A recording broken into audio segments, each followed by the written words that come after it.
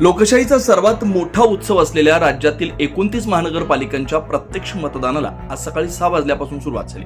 नाशिक शहरातील सातपूर परिसरात असलेल्या जनता विद्यालय या मतदान केंद्रावर सकाळपासूनच मतदारांनी आपला मतदानाचा हक्क बजावण्यासाठी मोठ्या प्रमाणात गर्दी केली असल्याचं चित्र पाहायला मिळत आहे। मतदारांमध्ये विशेषतः सकाळच्या सत्रात मतदानासाठी मोठा उत्साह दिसून येतोय।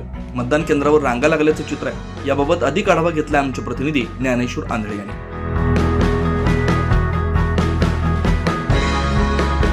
लोकशाहीच्या उत्सवाला सुरुवात झालेली आहे। लोकशाहीच्या उत्सवाची जबाबदारी जो तो आपल्या आपल्या पद्धतीने मतदान करून पार पाडताना दिसत आहेत। आपण आहोत सर्वात मोठे जे बूथ आहेत सातपूर भागातील सातपूर प्रभाग क्रमांक 11 मधील प्रभाग क्रमांक 11 म्हणजे हा सर्वात मोठं बूथ म्हणजे या ठिकाणी जे असलेले काही बूथ आहे जनता विद्यालय ज्युनियर कॉलेज सातपूर या ठिकाणी 10 बूथ या ठिकाणी आहे आणि या ठिकाणी सर्वच जे काही उमेदवार आहेत त्यांचे प्रतिनिधी या ठिकाणी बूथच्या बाहेर या ठिकाणी बसलेले आहे आणि प्रत्येक येणाऱ्या नागरिकाला आपलं मतदान कसं करावं आणि त्यांना त्यांची जी स्लिप आहे ती काढून देताना या ठिकाणी आपल्याला दिसत आहे आणि प्रत्येकाचे जे काही प्रत्येक उमेदवार जे आहे ते उमेदवारांनी या ठिकाणी जे नेमलेले प्रतिनिधी त्यांना ते मार्गदर्शन करताना दिसत आहे। जे की गर्दी जनता विद्यालय ज्युनियर कॉलेज सातपूर हे जे काही बूथ आहे या ठिकाणी असलेले 10 बूथ पेट्या या ठिकाणी मतपेट्या या ठिकाणी आहे।